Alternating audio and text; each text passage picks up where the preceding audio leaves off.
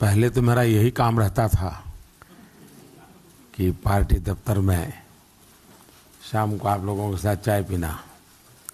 अब काफ़ी लोग बदल गए हैं, टीम काफ़ी, कुछ लोग पुराने अभी भी दिखते हैं, लेकिन मुझे अच्छा लगा आज मुझे आपके बीच आने का अवसर मिला।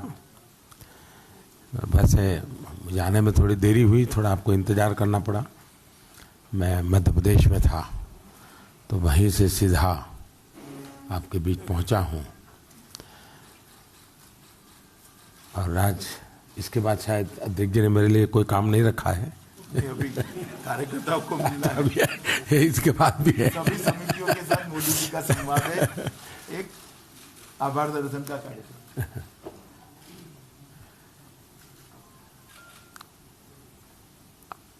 मैं मानता हूं कि कुछ बातें दुनिया के लिए हम गर्व के साथ कह सकते हैं। ये दुनिया का सबसे बड़ा लोकतंत्र है, लेकिन इस लोकतंत्र की ताकत क्या है, ये विश्व के सामने ले जाना, ये हम सबका दायित्व है। ये कोई सरकार का या किसी पॉलिटिकल पार्टी का नहीं है। और मैं मानूंगा कि विश्व को हमने प्रभावित करना चाहिए कि हमारी डेमोक्रेसी कितनी वाइब्रेंट है, कितनी विविधताओं से भरी हुई है, कितनी अच्छाइयाँ हैं उसमें। अब इतना बड़ा चुनाव चल रहा है, 2 चुनाव ऐसे गए 2009 और 2014 के आईपीएल मैच को भी बाहर ले जाना पड़ा था। आज जब सरकार सक्षम होती है तो रमजान भी चलता है, आईपीएल मैच भी चलता है, ईस्टर भी होता है, हनुमान जयंती भी होती है, राम जयंती भी होती है, नवरात्रि भी होता है, बच्चों के एग्जाम भी चलते हैं और चुनाव भी चल रहे हैं। और सब कुछ यानी ये हमारे देश की अपनी ताकत है। मैं इसको कोई सरकार की अमानत के रूप में पेश नहीं कर रहा हूँ, ये भारत के गौरव की बात है। ऐसी बहुत सी चीजें हैं जो आप लोग भी, और मैंने देखा है शायद पत्रकारिता जगत में नेचुरल कैलेमिटी जब होती है तब उनकी हालत बड़ी खराब होती है, दौड़ना पड़ता है। और दूसरी शायद चुनाव के समय होता है, इतनी उनको इतनी कंपटीशन होती है, इतनी मेहनत करनी पड़ती है, उतनी धूल फाकनी पड़ती है। और सोशल मीडिया आने के बाद डबल अकाउंटेबिलिटी हो गई, एक तो जहाँ काम कर रहे हैं वहाँ की, और दूसरी पर्सनल जो ट्वीट करते हैं उसकी, तो उसके लिए डबल अकाउंटेबिलिटी में आपको काम करना पड़ रहा है। तो आपने भी बहुत परिश्रम किया है। जरूर 23 तारीख तक आपको कुछ न कुछ आराम आपके ऑफिस से मिलेगा, हमारी तरफ से तो जरूर मिलेगा।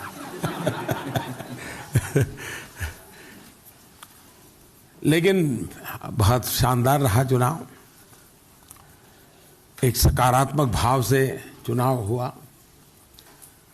और थोड़ा वेरीफाई कर लेना चाहिए, लेकिन मेरा मोटा मोटा मत है कि पूर्ण बहुमत वाली सरकार 5 साल पूरे करके दोबारा जीत करके आए, ये शायद देश में बहुत लंबे अरसे के बाद हो रहा है, बहुत लंबे अरसे के बाद हो रहा है। ये अपने आप में बड़ी बात है। दूसरा, तय करके के चुनाव लड़ा गया हो और चुनाव में सरकार बनती हो, वैसा भी बहुत कम हुआ है। बीच में जितनी सरकारें बनी तो परिस्थिति ने जो बना दिया, उसको किसी को 1 साल मिल गया, 2 साल मिल गया, या तो किसी पारिवारिक परंपरा से मिल गया। देश में एक्चुअली जनता के बीच में निर्णय करने का अवसर आया हो और उसमें सरकार बनती हो, ये मौका 14 में मिला और दूसरा मौका अभी 19 में मिल रहा है। कभी न कभी इसका एनालिसिस आपके यहाँ जो पंडित लोग हैं उन्होंने जरूर करना चाहिए। आपको लोगों को तो शायद उतनी स्पेस मिलती नहीं है, आपको तो थोड़ा चीज़ें दे करके दिन गुजारना पड़ता है। लेकिन जरूर जब आप एडिट बोर्ड में मिलने जुलने का मौका मिलता होगा तो जरूर ये बातें आप उनसे कर सकते हैं। लेकिन मेरा बहुत सुखद अनुभव रहा है। जब मैं चुनाव के लिए निकला तब ये मन बना करके निकला था, और आज आखिरी सभा तक उसी बात को मैं बराबर अपने आप को उसी धार पे रखा हूं। और मैंने देशवासियों को ये कहा था कि मैं आपके पास आया हूं धन्यवाद करने के लिए। 5 साल मुझे देश ने जो सहकार दिया, आशीर्वाद दिया, अनेक उतार चढ़ाव आए होंगे, अनेक मोड़ आए होंगे, लेकिन हर समय देश साथ रहा। और इसलिए मेरे लिए चुनाव अभियान एक प्रकार से 5 साल का जनता जनार्दन के सहयोग का धन्यवाद अभियान था। और मैं जहां पहुंच सकूं पहुंच करके मैंने धन्यवाद ज्ञापन किया है। आप लोगों के बीच भी मैं धन्यवाद करने के लिए आया हूं, और आपके माध्यम से देशवासियों का भी धन्यवाद करना चाहता हूं। और दूसरा, धन्यवाद के साथ मैंने ये भी कहा कि जिन यात्रा को हमने शुरू किया है उसको आगे बढ़ाने के लिए हमें आशीर्वाद चाहिए। और मैं देख रहा हूं कि जनता पहले से ज्यादा बढ़ चढ़ करके आशीर्वाद दे रही है।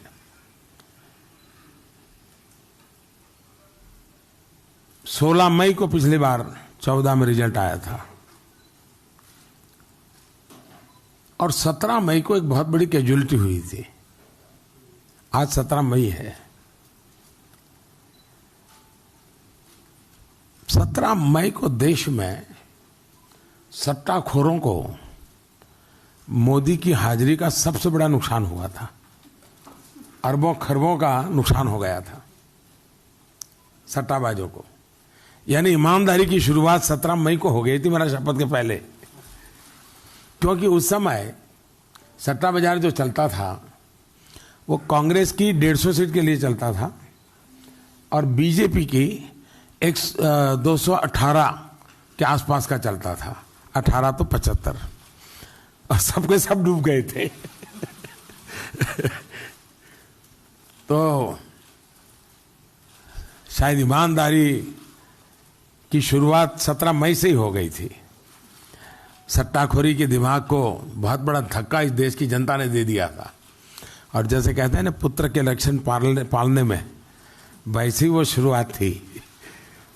तो आज 17 मई है तो मुझे याद आया, मैंने कहा जरा आपसे शेयर कर लूं। सरकार बनना देश की जनता ने तय कर लिया है।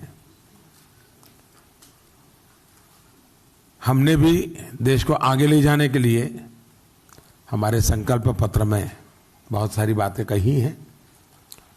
जितना हो सके उतना जल्दी नई सरकार अपना कार्यभार शुरू करेगी। एक के बाद एक निर्णय करते हुए हम आगे बढ़ेंगे। हमारे सरकार की एक विशेषता जो रही है वो है लास्ट माइल डिलीवरी। और मैं समझता हूं कि ये शायद हिंदुस्तान में गवर्नेंस का नया कल्चर है। और जो अमित भाई बता रहे थे कि जो लाभार्थी के आखिरी व्यक्ति को हमने जो संपर्क किया है, ये अपने आप में, मैं जानता हूं ये मीडिया की दृष्टि से जो बातें अमित भाई बता रहे थे मजा आने वाली नहीं थी। तो चेहरे पर थकान भी मैं देख रहा था आप लोगों की कि ये क्या बोल रहे हैं, लेकिन कितना बड़ा परिश्रम के बाद ये होता है, कितनी बड़ी ताकत लगती है। एक संगठन के आधार पर चुनाव कैसे लड़ा जाता है, ये अपने आप में लोकतंत्र की असली ताकत है। ठीक है, अभी शायद ये आपाधापी में, तू मैमे की दुनिया में इन चीजों के लिए लिखने के लिए आपको स्पेस भी नहीं मिलेगा। इवन इलेक्ट्रॉनिक मीडिया में भी शायद आपके लिए 2-5 सेकंड से ज्यादा कुछ मिलेगा नहीं। लेकिन कभी ना कभी आप में से कोई रिसर्च करना चाहे तो मैं जरूर अध्यक्ष जी को कहूंगा कि ऐसे जो इंटरेस्टेड जर्नलिज्म के लोग हो उनको जरूर ये बातें हमने देनी चाहिए, ताकि वो सचमुच में देश के लिए और उनके लिए भी कि भाई पॉलिटिकल पार्टियां सिर्फ ऐसे नहीं चलती है। लोकतांत्रिक व्यवस्था से इन चीज़ों को कैसे चलाया जाता है, ये अपने आप में बहुत बड़ी बात होती है। और अच्छा है कि देश की नई पीढ़ी को पता चले कि भाई ये ऑर्गेनाइजेशन कैसे चलता है, इतना बड़ी व्यवस्थाएं कैसे चलती हैं, इतनी बड़ी ह्यूमन रिसोर्स को इतना मोबिलाइज करना और बड़ा टारगेटेड फोकस एक्टिविटी देना, ये अपने आप में बहुत बड़ा काम होता है। इसका काफ़ी आंकड़ों में तो बताया है, लेकिन उसका स्केल आप देखेंगे। अब मेरी पहली सभा हुई मेरठ में, आखिरी सभा हुई आज मध्य प्रदेश में, दोनों का बड़ा लिंक है जी। 1857 की क्रांति मेरठ, और आज मैं मध्य प्रदेश में गया, वहाँ का एक भीमा नायक आदिवासी जो 1857 के आंदोलन का नेतृत्व कर रहा था और जिसको फांसी हुई थी। यानी हमारी योजना ऐसे नहीं होती। आपको लगता होगा कि लास्ट मोमेंट ऐसा कर दिया, लास्ट मोमेंट ऐसा कर दिया, ऐसा नहीं होता है जी। हम बहुत डिटेल में प्लान करके चीज़ों को ऑर्गेनाइज करते हैं। और ठीक है, हमारा प्रोग्रेसिव अनफोल्डमेंट रहता है, सब चीज़ें पहले से नहीं बताते हैं, धीरे धीरे आपको पता चलता है। तो मेरा एक भी कार्यक्रम कैंसिल नहीं हुआ है इतने बड़े अभियान में, नॉट अ सिंगल। और बाय एंड लार्ज वेदर ने भी मुझे ज़्यादा तकलीफ नहीं दी है। कभी कभी हेलीकॉप्टर खराब हो जाते थे तो एक हेलीकॉप्टर में सबको भर देते थे, लेकिन एक भी कार्यक्रम मेरा कैंसिल नहीं हुआ, सारे के सारे कार्यक्रम पूरे हुए। यानी एक प्रकार से डिसिप्लिन को जितना फॉलो कर सकते हैं करने का प्रयास किया है। और पहले दिन से चेहरे पर जो उत्साह और उमंग था, उसी उत्साह और उमंग के साथ आपके बीच आया हूँ। और अभी शाम का एक कार्यक्रम पूरा होने के बाद फिर से अपने सरकारी कामों में जुड़ जाऊंगा। तो धन्यवाद दोस्तों, आपसे मिलने का मौका मिला। Thank you very much and thanks for everything.